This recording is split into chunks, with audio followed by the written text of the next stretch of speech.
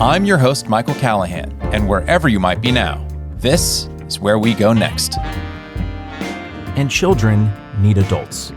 They need them for guidance, for discipline, for inspiration, and of course, formal education. But often when we talk about education, our attention is almost exclusively focused on those adults. What are they doing right? What are they doing wrong? What are they doing too much or too little of? And how can we stop them? But we too often lose sight of how the children are actually performing. Our guest this week shares how her school has gone about providing so many underserved children the ability to change their stars. Katharine Birbalsingh is a British education reformer, founder, and headmistress of Michaela Community School, a free school, which for our U.S. listeners is equivalent to a charter, the editor of 2 volumes on Michaela's methods and teachings, Battle Hymn of the Tiger Teachers, The Michaela Way, and The Power of Culture. In 2017, she was listed as one of the 20 most influential figures in British education, and in 2020 was appointed Commander of the Order of the British Empire in recognition for her services in education, which I must say, to American ears, sounds like the most epic appointment ever. Katharine, thanks so much for joining me today. Well, thanks for having me. You're very welcome. I will lower my veneer of professionalism and admit I am excited very much to have you on the show. I've been following you for the last few years now, and I've enjoyed every interview I've seen you in. But there's a bit of a pattern to these interviews and to a lot of the coverage that you receive in the press. A lot of the headlines are framed around what other people seem to think about your school. Here's some of the headlines I've read as I was preparing for this talk. Quote, Britain's strictest school. Britain's most notorious school. Hell, even when it's an article about the school's success, it can't escape editorializing. Quote, controversial Michaela Free School delights in GCSE success. And that's from The Guardian, by the way. But in that article by The Guardian is the puzzle piece that seemed to be missing from so many of the interviews I've watched and listened to. Quote, compared with other non-selective state schools, Michaela's results rank among the best in the country. More than half, 54%, of all grades were level 7 or above, which was more than twice the national average of 22%. Nearly 1 in 5 of all grades were 9s, compared with 4.5% nationally, and in maths, 1 in 4 results were level 9. Now, for American listeners, the SAT equivalent of a 9 would be like getting a perfect 800. So imagine 1 in 4 students getting an 800 on the math portion of the SAT. So as I prepared for our chat, Katharine, and I read The Power of Culture, which is a collection of essays written by teachers at Michaela and edited by you, I realized that I couldn't remember a talk that focused exclusively on the school, its methods, its teachers, its results, and its amazing, accomplished, dedicated, brilliant children. So that's why I'd like to talk with you today. Because what gets lost in all this coverage about the coverage is the fact that Michaela is fundamentally altering the course of children's destinies. So I would like to start off with a quote by an old colleague of yours from St. Lucia. They are the children and we are the adults. Who is the Michaela School named after and why? Her name was Michaela, and she was just a kind of regular old-fashioned teacher. She hadn't read any of the kind of cognitive science that describes how children learn. She just believed in old-fashioned values, that the children were children and that we are the adults and that we should be respected and we should be in a position of authority and that we should have a classroom full of rigor and really high standards, and we shouldn't accept children telling us to F off or throwing chairs. And when I say that, I know some people will think, well, that's ridiculous. Of course we don't accept that. But sadly, it is far too often accepted, and teachers are treated so badly sometimes in schools, in particular in more challenging areas in the inner city and so on. Children are given all kinds of excuses. Well, it's not their fault. It's because they come from poverty. It's because they live in an estate, or they have a single mother, or they're black, or whatever the reason is. They can't possibly achieve and be as well behaved as perhaps other children who come from richer backgrounds. And it's just not true. You just have to keep your standards high and expect a lot of them. Michaela believed in all of that. Sadly, she died of cancer in 2011. And we named the school after her because, if she were here now, she would be so proud because she believes in everything that we are. Yeah, let's go back about a decade ago to 2010, because as you've mentioned, it's not par for the course for children, especially in lower income areas, to have kind of discipline and calm and quiet oftentimes. But it seems like that was even more the case 10 years ago. So to quote a bit from you, from your written introduction to The Power of Culture, quote, Back in 2010, there was a dominant set of assumptions about how education worked, and it was unacceptable to question them, end quote. So what were some of these assumptions? You've mentioned them, a few of them just now, but why were they making teaching at the time so difficult? Well, I mean, I think those assumptions exist now still. There has been a bit of a revolution in education in England, but a very small one.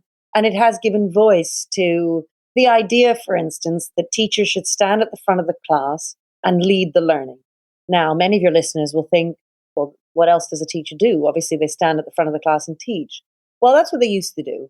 I would say in the last 40 years or so, that's not what happens. Children's desks are in groups. And if you don't believe me, go and visit your local school. You will not find the desks in rows facing the teacher. You will find the desks facing each other in grouped circles.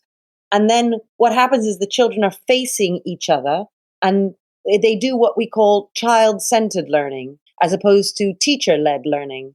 And when the teacher leads the learning, the teacher is telling the kids lots of stuff and then having a class discussion. You might even do some quick paired work and you get the children to think about what you've taught them. If it's child-centered, then the children are sort of teaching themselves. Now, again, people listening might think, well, that's silly. Obviously, the teacher knows a lot more than the children. So clearly, the teacher needs to lead the learning.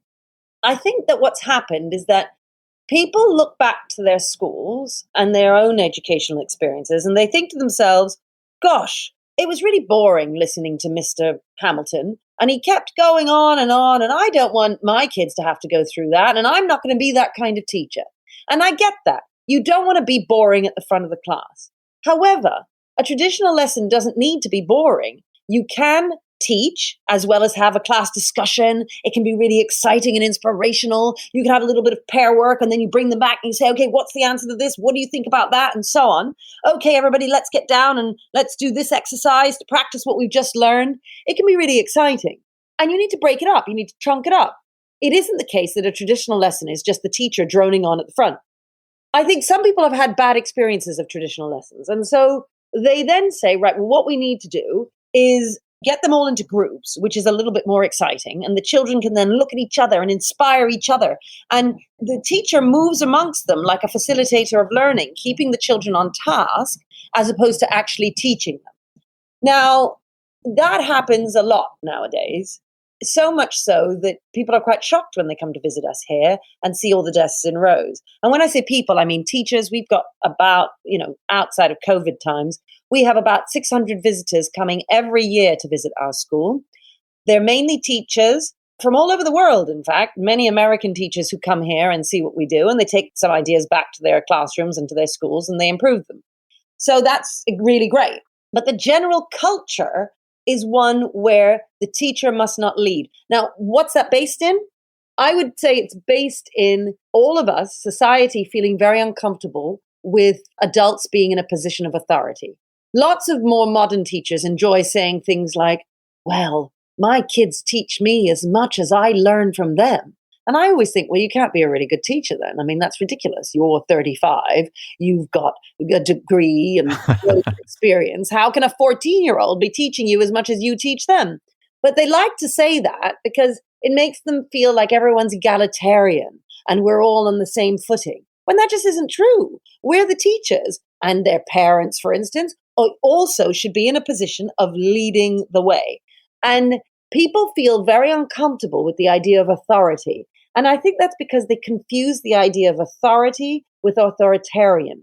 So Hitler was authoritarian, and they think, I don't want to be Hitler, therefore I can't tell the children off, I can't lead the learning, because that means I'm in a position of authority. But being in a position of authority is a good thing, and exerting that authority doesn't mean you're all kind of shouting at them and being mean. It just means you're leading the way. And that's what we teachers should do. Yes, based on my reading of The Power of Culture, I don't think Hitler would be a good fit for Michaela necessarily. But it sounds to me like they're confusing the means with the method and the method with the content. Like you were saying, they're recalling their childhood, maybe that terrible teacher they had who just stood at the front of the room and was a real jerk, right? And so now they think, if I ever see that image, if I ever see an adult barking out orders, quote unquote, to the students, then I know that that's bad because that's what I experienced and that's what Michaela must be.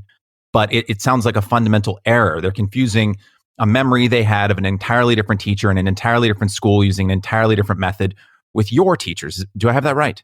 Yeah, they dislike instinctively the idea of authority. They don't like. Mm, So, like you say, well, Hitler doesn't make any sense. Ha ha. Well, I'm telling you, I mean, we get called Nazis all the time by people on Twitter and so on. yeah, And they think that because we have high standards of discipline, we're therefore Nazis. It's mad. Um, it is. It is. Especially when, my teachers are arriving at school at 7 o'clock in the morning, some even as early as 6:30, working like mad, 12-hour days. Why? Because we hate children? Of course not. It's because we love them. Give them the chance, I always say, to change their stars. Because our children are in the inner city, to give your listeners some understanding what that means. There was a boy just the other day from a local school who was murdered just around the corner, knifed to death. That happens. One of our kids came out of an exam. I remember once he was stabbed multiple times with a compass by some kids at a local school. Kids arrive here on bikes wearing masks, and when they would wear masks, this wasn't in the day where masks were normal.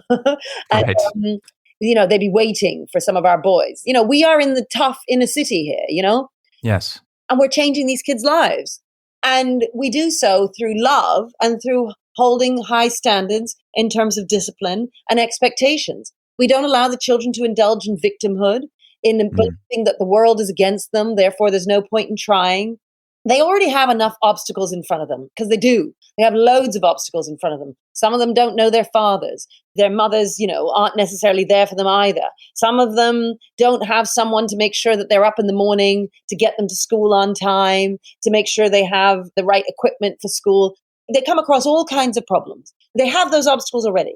For us to then put the additional obstacle in front of them to allow them to indulge in victimhood. And when I say that, what I mean is it's what the kind of well-meaning liberal does. He sort of says, well, I feel bad. This boy, he lives in an apartment with no space. He's got 5 brothers and sisters. It's really hard for him to do his homework. It's a bit mean of me to expect him to do his homework, so I'm going to let him off. And we don't give him the detention, let's say, the teacher doesn't give him the detention for not doing his homework. And then the boy gets used to not doing his homework, and so he never does it. And when he fails his SATs and he's leaving high school and that's the end, well, who loses out? Is it the child or is it the teacher? It's not the teacher. The teacher feels better about himself because he thinks, look, I'm such a nice, compassionate person. I allowed that boy to get off and I never gave him the detention. Look how kind I am. When in fact, the kinder thing would have been to hold that boy to account and give him the detention so that next time he would get the homework done, whatever obstacles there were in front of him. Maybe he's got a house full of noisy other brothers and sisters. Maybe he doesn't have anybody who can help him with his homework. But it doesn't matter, because you know what? Life is going to throw all kinds of obstacles in front of you. And it's our job as teachers to help these children develop the kind of resilience and the ambition to be able to overcome those obstacles. And that is what we do here. And we do get called Nazis for doing that. Yeah, the teacher is abandoning the child's needs to alleviate their own sense of guilt. They're making themselves feel better in the temporary while affecting that child's long-term prospects. You mentioned the liberal label. I want to talk about what small c conservative means in the Michaela School. A bit more from your introductory essay. You said, quote, "The thing I am most proud of is filling a school with small c conservative staff, from the caretakers to the office staff, to the kitchen staff, to the teachers. They all vote for different political parties, of course, but at heart, they believe in tradition and are old school," end quote. So they all vote for different parties. They're all small c conservative. In the context of teaching, and specifically teaching at Michaela, what does it mean to be a small c conservative, and how do these conservative values manifest themselves in the school and in the lessons? Yeah, so one example, as I just said, is not allowing the children to indulge in victimhood and to say to themselves and to their friends and families, well, look, we couldn't possibly meet those standards because I'm Black, I'm poor, I have a single mom, whatever the issue is. They are all treated the same here, and it doesn't matter what your background is. And so you will never hear the children say, that's not fair because little Johnny got away with that yesterday. Never happens, ever. Never, ever hear children saying that's not fair here.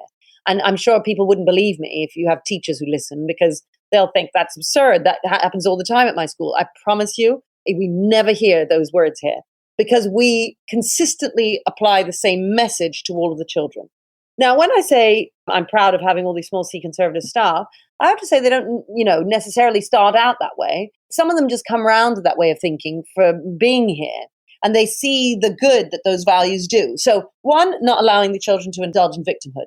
The juxtaposed kind of thinking to that is taking personal responsibility.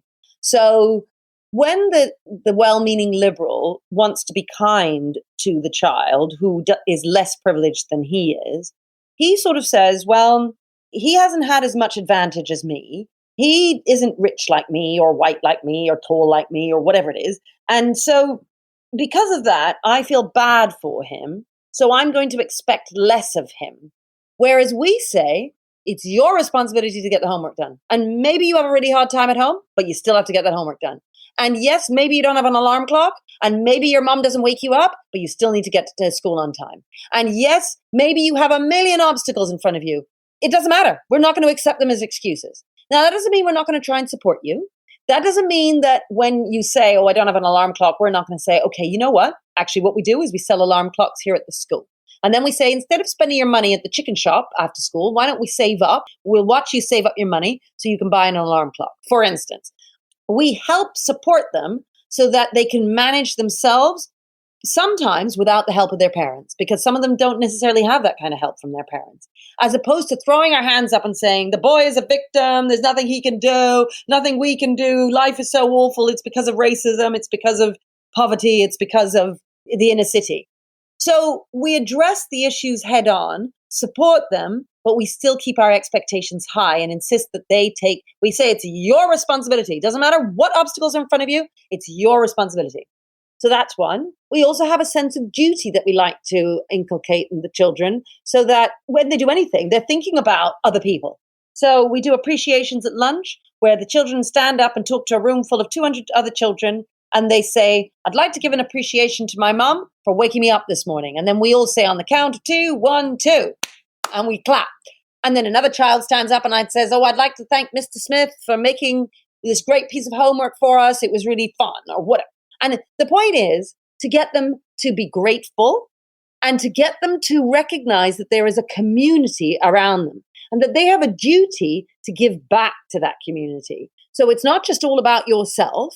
It's not just all about trying to be that rich guy. It's also about paying back to your community. And I would say that is a small c conservative value as well.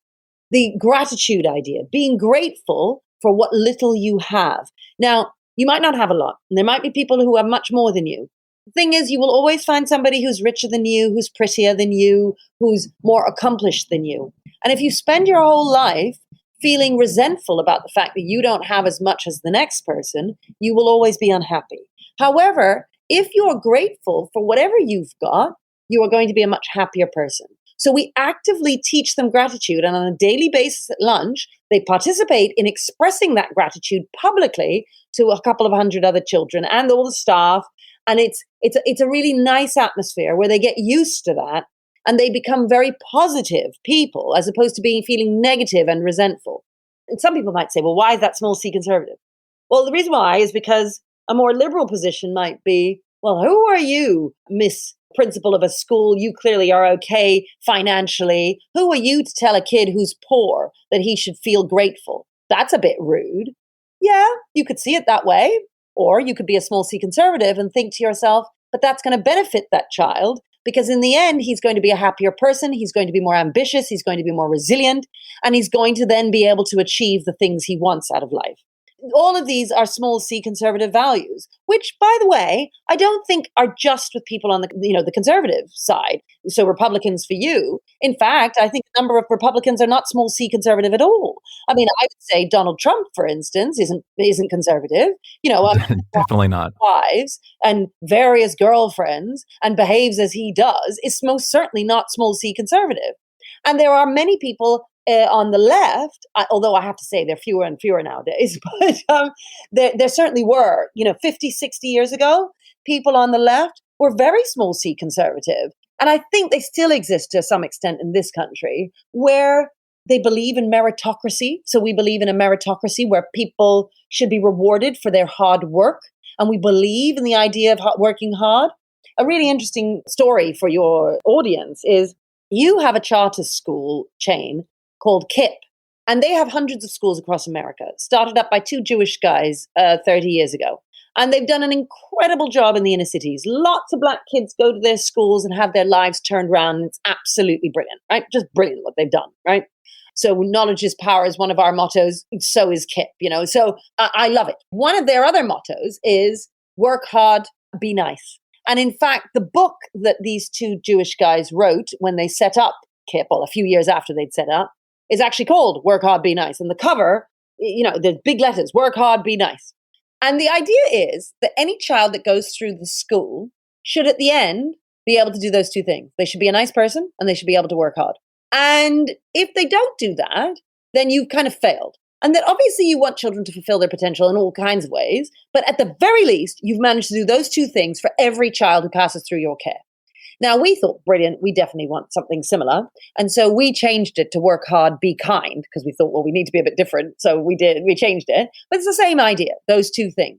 What's really sad is since the Black Lives Matter movement last summer, since everything that's happened, KIP have come under pressure to change their motto, and they have abandoned the motto of work hard, be nice.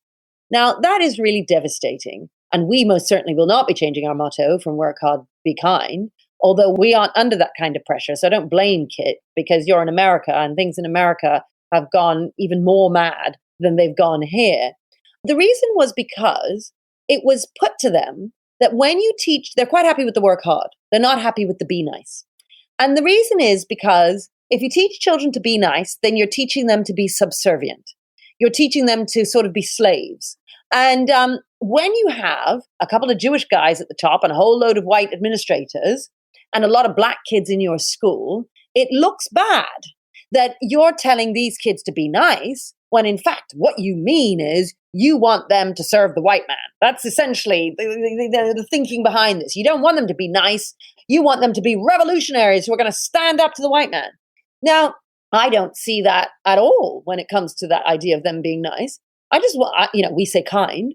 We just want the children to be nice to each other. So when in our canteen, if a child drops a plate, in other schools all my life, child drops a plate in the canteen, all the other kids start howling like wolves and start banging on the tables and they go, "Whoa!" That's what they do, right? And you can imagine 500 children going, "Whoa!"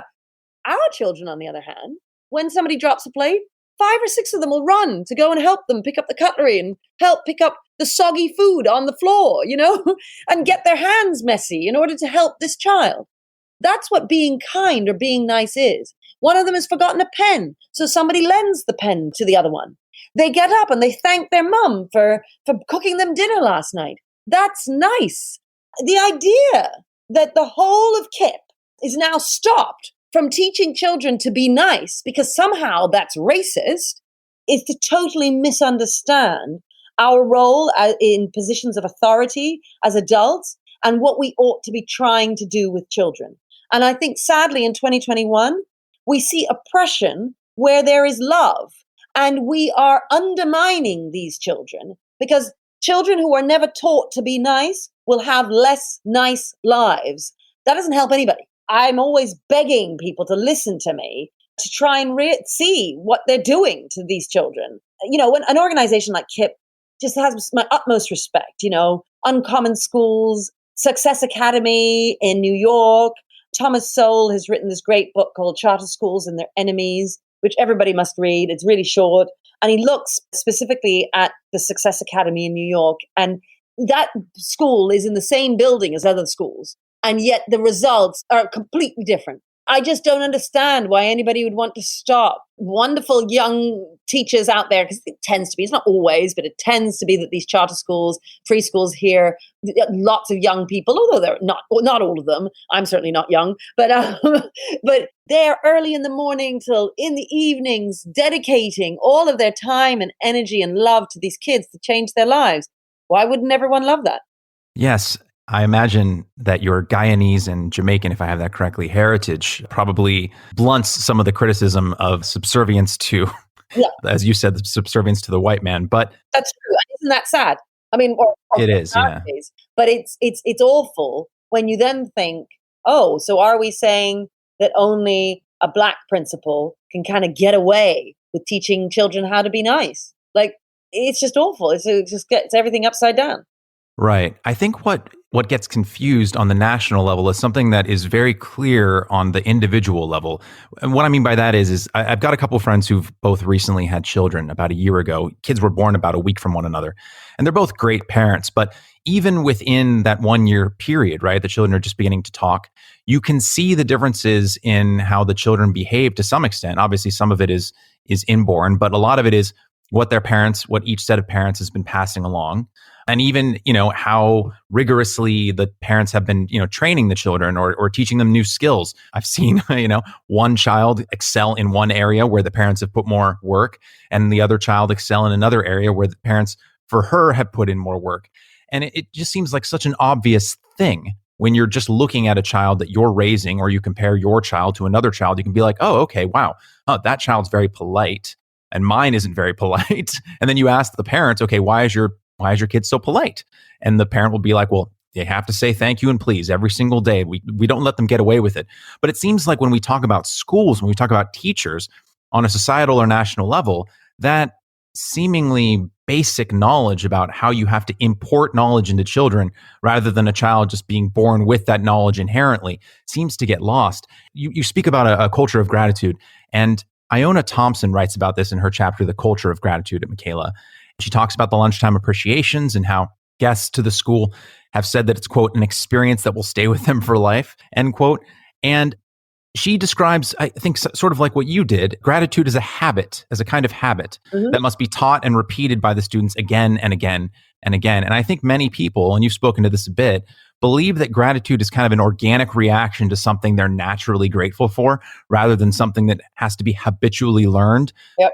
Is that something that you've always known? Because I think if you spend like 5 or 10 minutes thinking on it, it can make sense. But I think to the normal person, right, who's just going about their lives, when they hear gratitude, they just think of something like, oh, that's if I get a present, I feel grateful. Or if I get a warm meal at night, gratitude is just something that washes over me.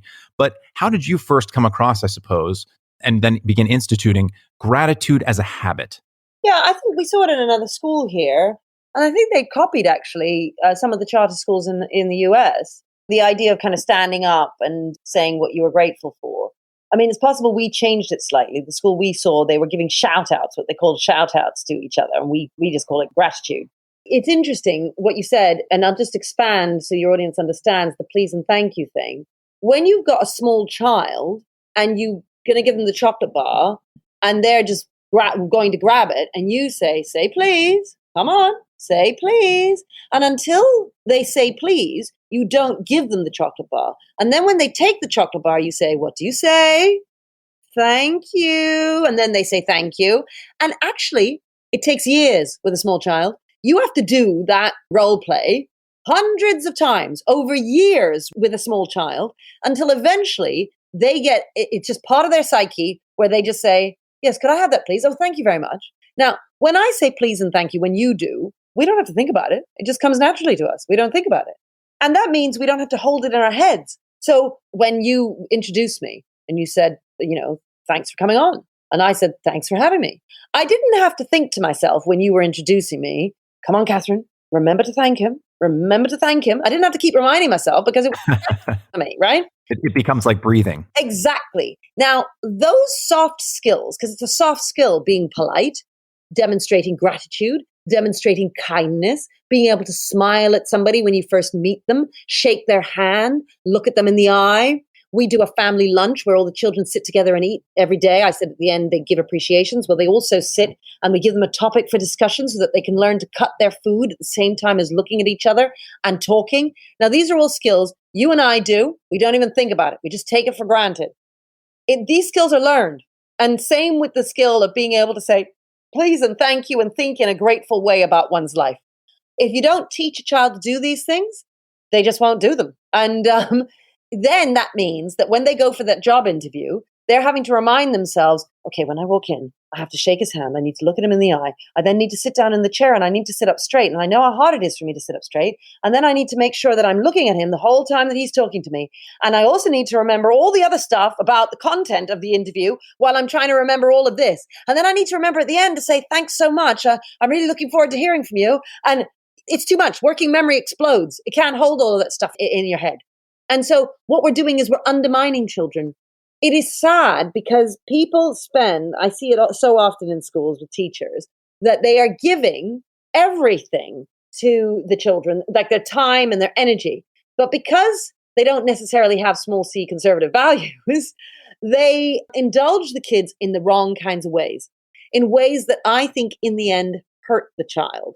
Because the child doesn't come out on the other end feeling personally responsible for his life, feeling like he can overcome any obstacle. Not that the obstacles don't exist, but that he has the resilience to be able to overcome them. Because that hasn't been the aim, because the aim instead can sometimes be to make the teacher feel better about herself so that she feels like she's not a bad person for imposing her privilege on the child and thinking mistakenly that he can achieve the same things that she can achieve. The thing is, he really can. He can. Now, I know people might listen to that and think, what? How can you say that? You know, if you come from the poor side of town, it's much more difficult. I know it's more difficult. I'm not claiming that it isn't more difficult. And neither am I claiming that it's fair. Life is unfair. But what else are you going to do? You're going to wake up at 85 and say, well, I couldn't do anything with my life because look, I was born black, or I was born short, or I was born, I don't know, not as bright as the next person. Is that what you're going to do? Or are you going to take what you've got? You've got a certain lot in life. You got to take it and you got to make the most of it.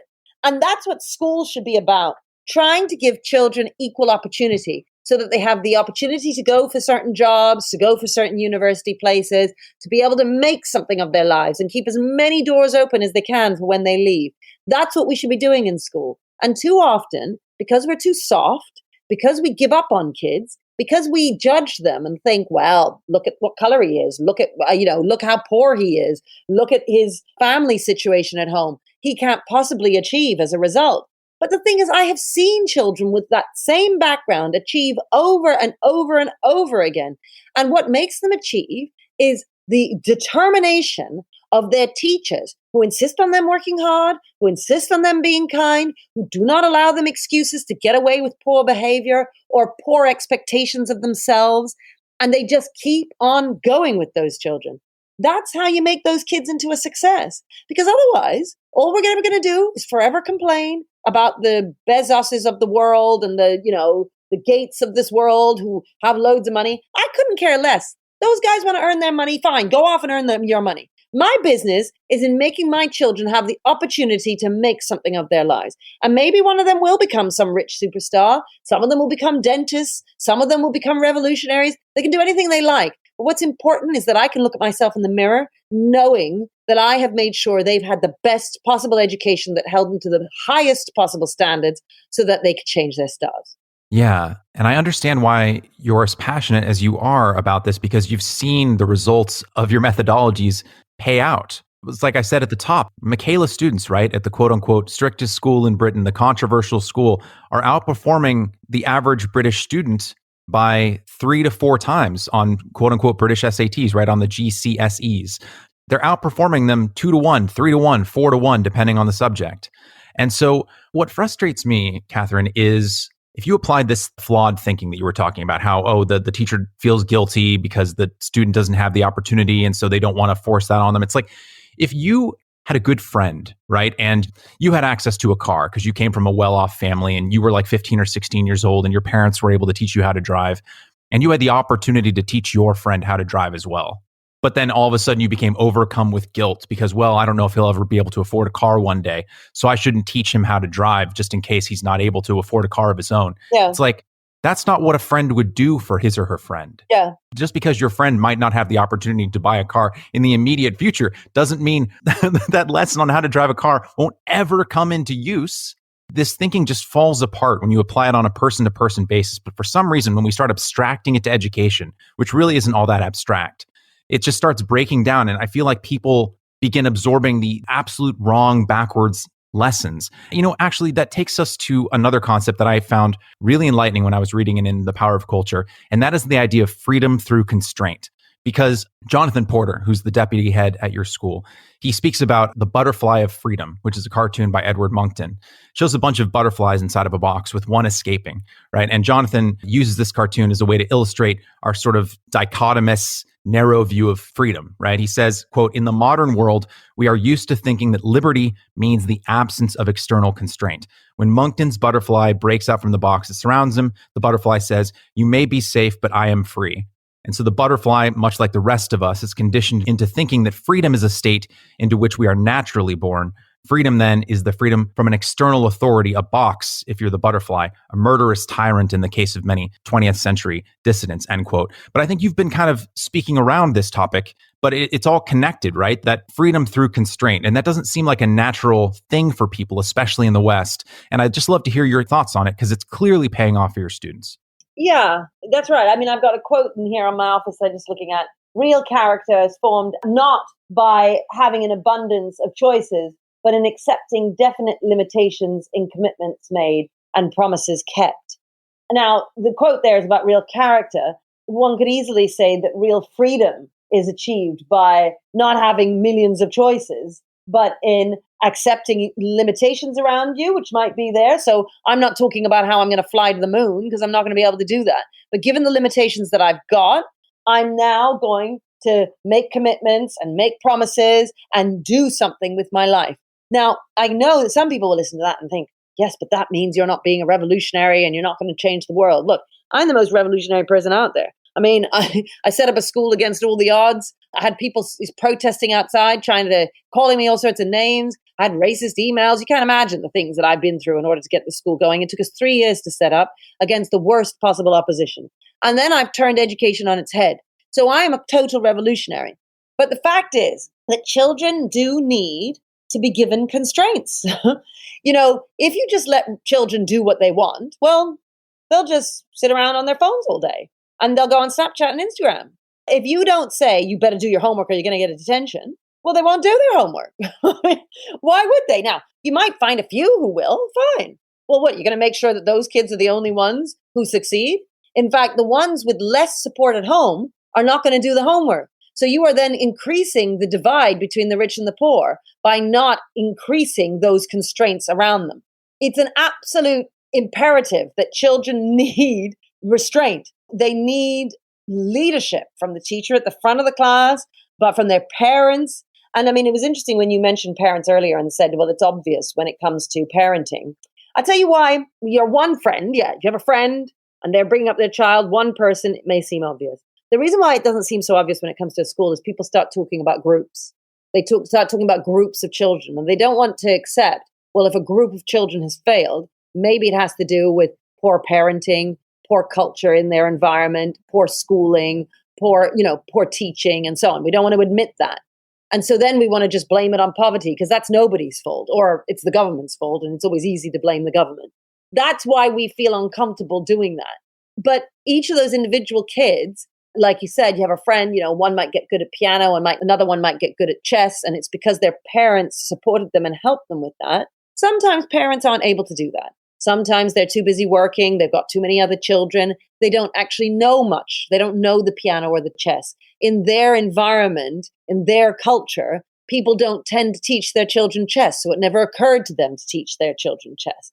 There's poverty of aspiration. There's poverty of environment that we never speak about. All we ever seem to care about is financial poverty. And while money does make a difference, the most important thing is the quality of your parents. Thomas Sowell talks a lot about the quality of his parents actually died. So he was brought up with other adults, an aunt and grandmother and things, who brought him up. And he said that, the conversation around him was so interesting and exciting when he was growing up that he was able to make himself into something. He grew up in Harlem. He came out of poverty. Now, that happens, 100 times over to kids here. Now, of course, we're a new school. We didn't open until 2014. So, yes, their kids are doing really well. But what I'm not able to say is I've now got 25-year-olds who are doing X, Y, and Z because they're still only 17. They're still quite young. So we've got to wait a few years before I can demonstrate that. But I don't need to. There's so many examples. Kids I used to teach, kids who are at the Success Academy, for instance, in New York. Often people don't. I mean, I know in America, they don't like that Stuyvesant is filled with loads of Chinese kids, and they don't like that because it makes them very uncomfortable. And they think, oh, this isn't diverse enough. But the fact is, those Chinese kids have been working really hard. And it's not because they're rich. It's because they're working really hard. We don't give enough of a look in to culture and to what people do around them.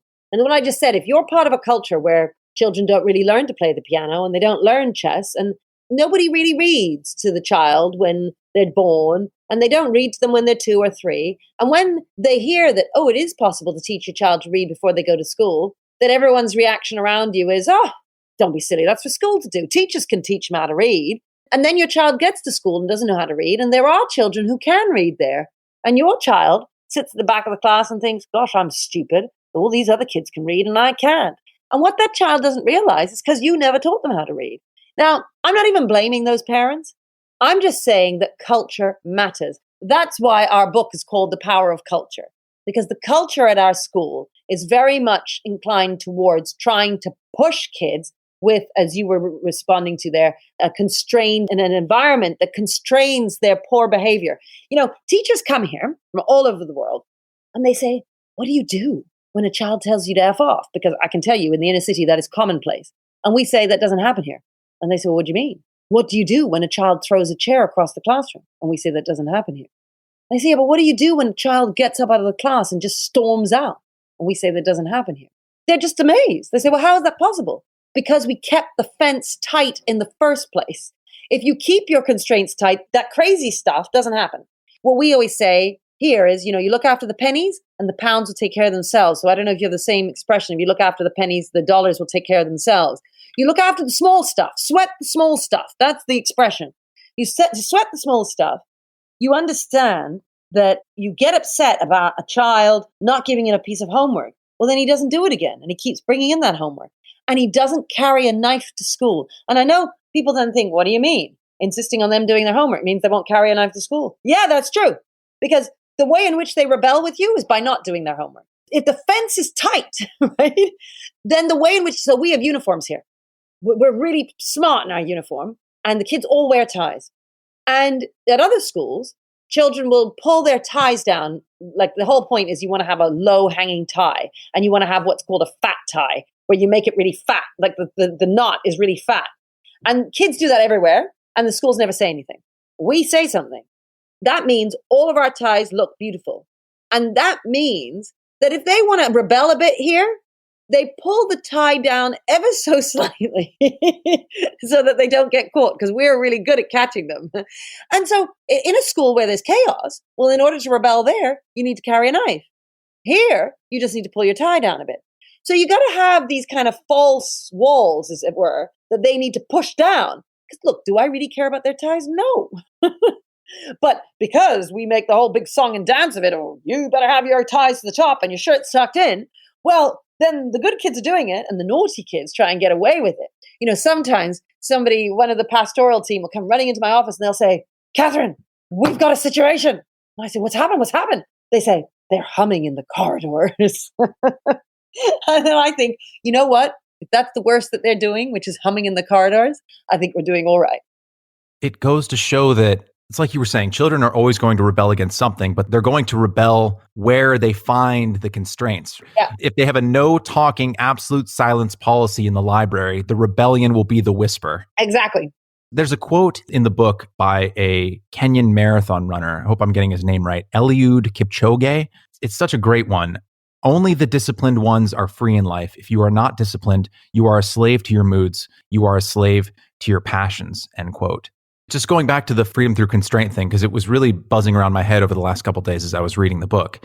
People don't understand, I think the average person anyway, doesn't understand that opportunity is freedom. The freedom, as you said earlier, to change your stars, right? Like that is a type of freedom that only comes from discipline.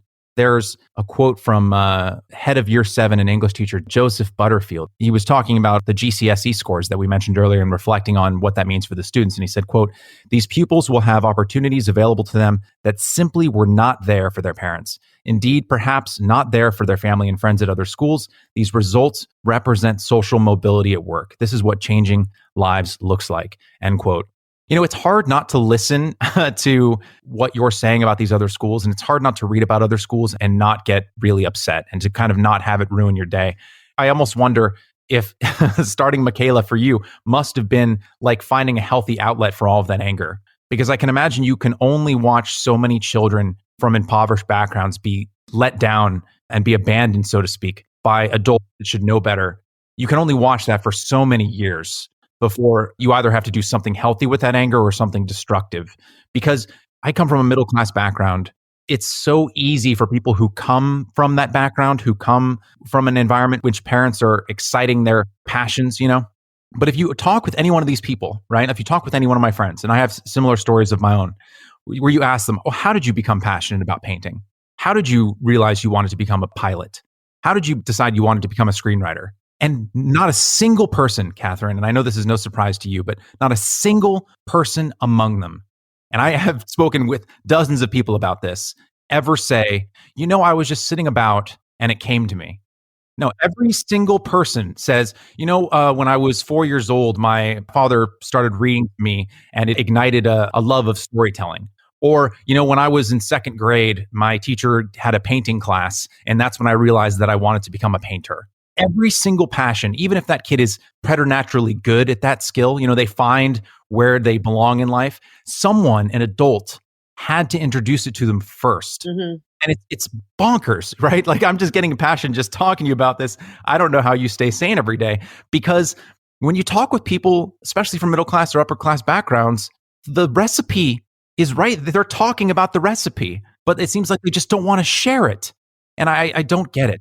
That's right. I always talk about people, climbing up the ladder and then pulling it up after them, and stopping kids like mine from climbing it. Look, I get it. People don't understand. And they think that Jason Riley, one of your African Americans, he wrote a book called Please Stop Helping Us. And then it says something about liberals and, the way the left essentially is hurting the very people they want to help. It's really important to look at outcomes and think, well, is what we're doing helping? Because if it isn't, then you need to change it. And of course, I feel very confident. It's funny you say you don't know how I cope, but the fact is I'm at Michaela now and I've been here for 7 years. So all I see is huge success around me on a daily basis, with kids in the inner city really making something of their lives, the staff feeling fulfilled. It's an absolute privilege and pleasure to work here. But you are right that for the 20 odd years that I worked elsewhere, it was very frustrating. And I used to write a blog called To Miss with Love, based on the book and film called To Sir with Love that had Sidney Poitier play a teacher. Well, I wrote this blog called To Miss with Love, and 3 times a week or so, I'd go home and write a story, some terrible story about how a kid had been beaten up or whatever it was. And then eventually Penguin found it and decided they would turn it into a book, which they did. And when I used to write that blog, it was just cathartic. It was a way of me coping, because you're absolutely right. I would see all these children being let down on a daily basis and just think, what on earth are we doing? And it drove me insane. And in the end, I set up my own school. And so we're now here in the inner city in London, and we're doing what we're doing. And we're having impact, I hope, not just on the kids here, but on kids all over the world, actually, with the ideas that we're trying to spread as much as we can on how to make life better for these kids. Because what is so upsetting is when you see teachers who love the children, who are killing themselves for the kids, but because they're doing all the wrong things, the kids are not benefiting as much as they should from that kind of love. So that's our kind of aim in life, is to just try and help move the conversation forward so that children all over the world, in particular the disadvantaged, can benefit and be in a position to access that equal opportunity that we also crave. Yeah, that's exactly right. It is such a shame about what you were talking about with the teachers who are struggling to teach their students because they themselves don't know the most effective methods. And so when they don't see the results that they desire from their children, they get frustrated with themselves. It's like, if you don't yourself know how to swim, how are you going to prevent other people from drowning? Yeah. It's just such a tragedy.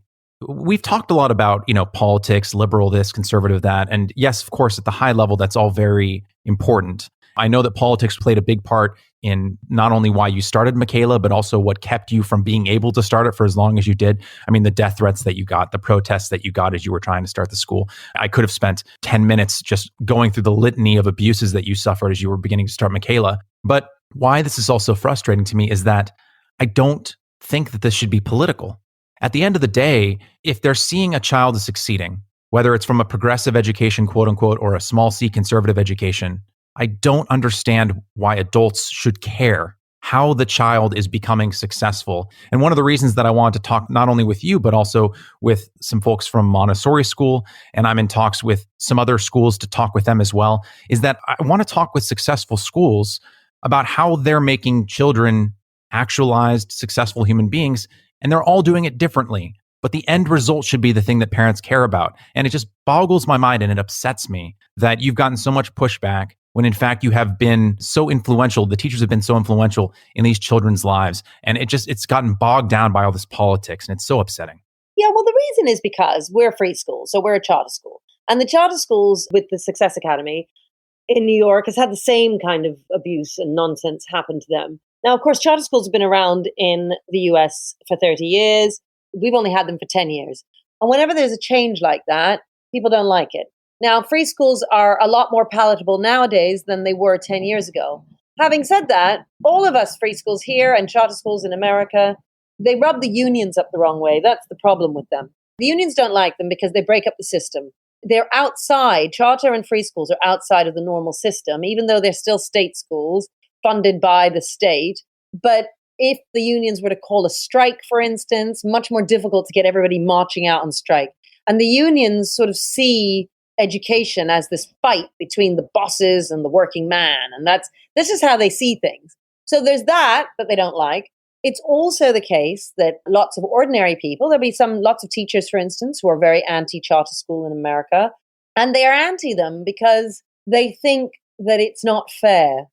And to a certain extent, that's true. So especially in America, where you all have this lottery system, there are these lottery balls that go round in this big lottery machine thing, and they turn it round and it rolls, all the balls roll round like a real lottery, and it's rumbling, and all these people are standing in a hall, and then they call out number 23, and then somewhere in the hall, somebody jumps up with their child going, "Whoa, we won!" And what they mean is they want a place at the school, and they're really excited because they got in. And now, for every 10 kids that get in, there are 90 kids who don't get in, or more than that. I mean, it's unbelievable, the numbers. And so they're applying. And these are poor families in the inner city, desperate to get their children into a good school. So there's a small number who get in.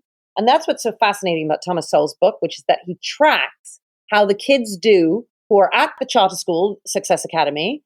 And he also tracks the kids who applied to Success and didn't get in. Because people often say, oh, well, the families who are applying to these charter schools are obviously a different type of family. So he says, fine, let me track the families, the kids who wanted to go, who are the same types, because they also applied and they didn't get in. And they went to the local public school. And there's no comparison. And what is really upsetting for anybody, conservative or left or whatever, it doesn't matter, is that when you think your whole life lies in the balance there in that lottery ball, and if your ball gets pulled out, your number gets pulled out, your life is going to completely be different to what it would be if it doesn't get pulled out. And so you get two children, Jack and John, and Jack ends up in the public school. John ends up at that charter school. John ends up fulfilling all his dreams and doing, whatever he likes with his life. Jack, maybe he gets involved in gang crime. Maybe he drops out of school. Maybe he finishes but never really fulfills his potential, and so on. And had Jack got in, it would have been so different. So people on the left really don't like that unfairness. Jonathan Haidt talks about this in his book, The Righteous Mind, where he tries to explain to liberals why the conservatives think as they do. It's just a different mindset. And he's trying to say, look, conservatives aren't evil. They just value different things to what you value. And he explains that someone on the left, fairness is above all the most important value. And so that unfairness makes them feel like we've got to stop this. We've got to stop these charter schools from succeeding like this, because it's not fair that everyone doesn't get to go to a really good school. In fact, we have a famous politician here on the left who, it's now 20 years ago, that he said the problem with a good school, John Prescott, his name was, he said the problem with a good school is that everybody wants to go to it. Like, what do you mean that's the problem? That's great that everybody wants to go to it. But what he means is not everybody's going to get in. And if not everybody's going to get in, then we shouldn't allow anyone to get in. That's the thinking. It's not fair, so we need to stop those few from having it. And of course, what I would say is, no, we need to encourage more schools to be like this. Now, it's hard. That's the thing. And why is it hard to have those kinds of schools? Because it involves loads of commitment from the staff. It's really hard work for us. But I'd also say it requires certain teaching methods, certain insistence on discipline, and a certain lot of small c conservative values, which will put you in good stead. And because all of that can be quite rare, there aren't that many schools who are going to provide it. That scarcity versus abundance mindset, right? What takes me aback when I hear a sentiment like that, not the one that you expressed, but the one that I've forgotten his name already, but the problem with these schools is that everyone's going to want to go to them. John Prescott. Yeah. Yeah. The problem with that line of thinking is that there's that kind of famous image of a pie, right? And it's like, oh, how can we serve pie to everyone? If we run out of slices of pie, then there will be people who go hungry, right? Yeah. But the oven is right there. Like you can bake more pie. And I've seen this here in America as well. It's like, okay, the problem is not everyone is going to be able to get into these charter schools. Or we were having this here with gifted education programs where they're being shut down because not everyone's getting in. And that feels unfair to people. It's like, well, that's one way you could go about it. Or you could bake more pie. You could build more schools. You could have 1,000 Michaelas. You could have 1,000 charter schools. Yes, although where there's an ounce of truth in what they're saying is that it's not so easy. It's not just about baking a pie. It's really hard to be able to run a good school. It's really hard to find all these committed teachers who are able to provide a certain type of education. And in particular, because the thinking process that dominates education at the moment is so alternative to what we do, you have to find people who are willing to overthrow the dominant way of thinking and go in the opposite direction. And that by very definition is rare. So, it's not so easy. So you're kind of stuck. Now, maybe in 200 years we'll get there, but it's the case for now that these kinds of schools will be small in number. And the question is, are you the kind of person who thinks, well, I'd rather some of these kids had access as opposed to no one having access? Or would you rather make it so that no one had access, and then you kind of go around and complain and say how racist everything is and how, poor people can't possibly achieve in these ways and so on? I mean, look, I don't have any problem with them protesting about making life fairer, but I do have a problem when they're stopping me from enabling these kids to be able to reach for a different type of destiny. And that's what, sadly, some of them are doing. Yeah. Well, I want to be respectful of your time. Before we get to the final question that I ask every guest, I just want to squeeze one more in here because I think it's really instructive and it puts us back on the students who I think are, and I think you would agree, are the most important ones, right? Yeah. There's this video that you posted on Twitter back on August 22nd of 2019. Mm-hmm. A student had gotten all 9s on her GCSE, which is like a perfect 1600 in an SAT here in the States. I was struck by not only the accomplishment of this young woman, and the dedication, obviously, it took to achieve those scores, but at the encouragement and solidarity displayed by her peers in that video upon hearing the news. They weren't bitter. They weren't jealous of their friend. They were happy to celebrate her achievement. So I just wanted to talk just briefly about how Michaela goes about fostering this sense of community, or to put it in the words of head of year 8, James Sibley, quote, duty to the community before the self. How has Michaela been fostering that? Because again, we've talked a bit about Michaela's methods today, which is fantastic, but it seems like so much of what Michaela is doing gets lost in the noise of the wider societal conversation around education. But I just want to take it right back to the students in this second to final question. How have you been able to foster that sense of community among these children where if one of them is successful or more successful than the others aren't embittered, they are happy for their colleague? It's funny because we've never addressed that point head on. What we do is get them to be kind, right? So we get them to work hard and we get them to be kind. And when you manage to achieve that, you just saw in that video kindness personified. That's all. You just saw the children being really thrilled because they're kind people. They're decent, honest, and caring individuals who love their friend. The environment that they have been in at school makes them feel like a family. Now, in addition to that, the things that we do, we sing hymns together. We sing God Save the Queen, our national song, which is very unusual in this country. Nobody would ever do it. We chant poetry together. There's a real sense of community here. I talk about the Michaela family, for instance, at assemblies. So we're all looking after each other. Like I said, if somebody drops a plate, everyone runs to help. It's a very different atmosphere from one that you can find at other schools.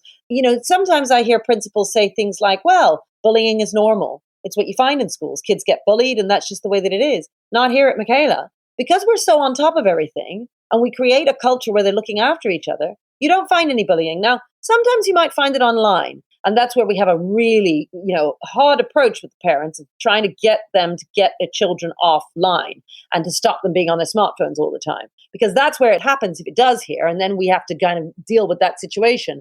But here in the school, never. We don't have bullying incidents. We look after each other. So what you saw there was just what we see every day, all of the time, the kids just being nice to each other. I remember we had a girl here. In the end, her mother took her out because she felt she needed to go to a special school. But the girl was in tears and didn't want to leave. And this girl who was special, her face was deformed. She would see me in the corridors and she'd say, "Morning, Mr. Smith." She couldn't necessarily remember my name. She walked in a funny way and so on.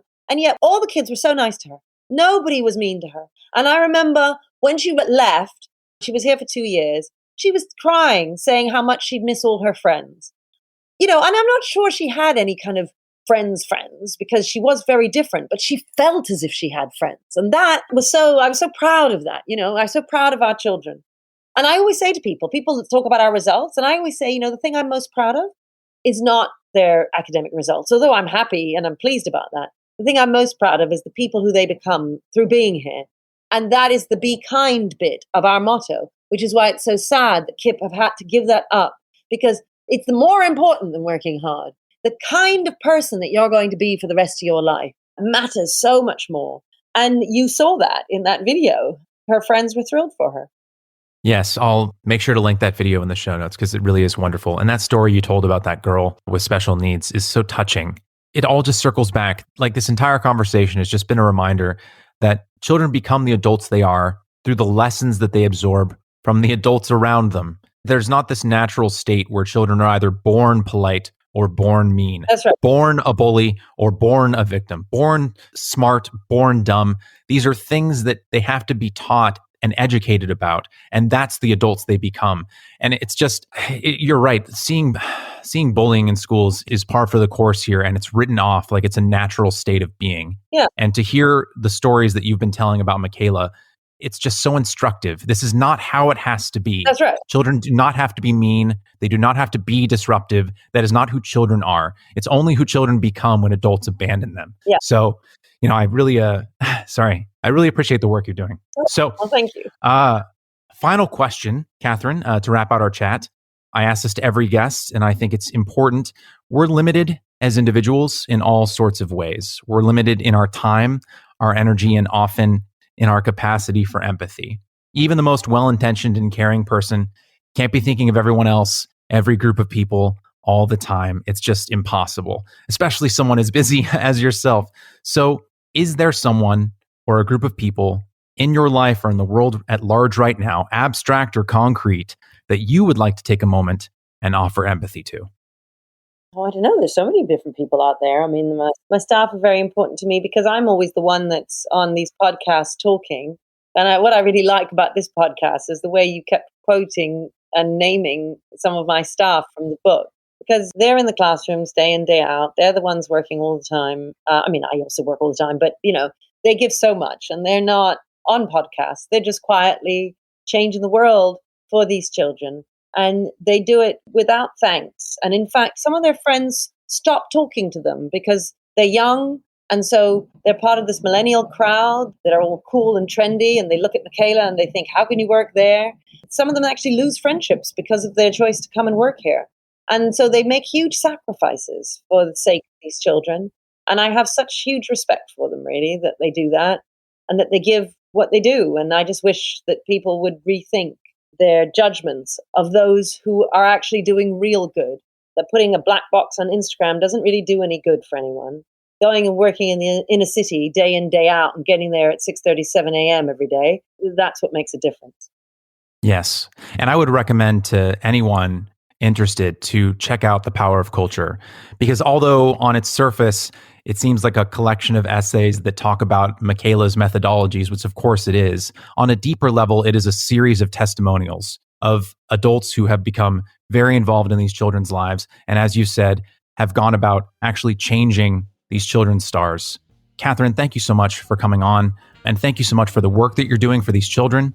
And thank you to your staff for the work that they're doing as well. So it means a lot to me, even though I'm on the other side of the pond, but I really appreciate the work you're doing. Well, it's always great to have fans and to have appreciation, because we do get, some hate. So it's very nice when it's loved. So thank you very much. You're welcome.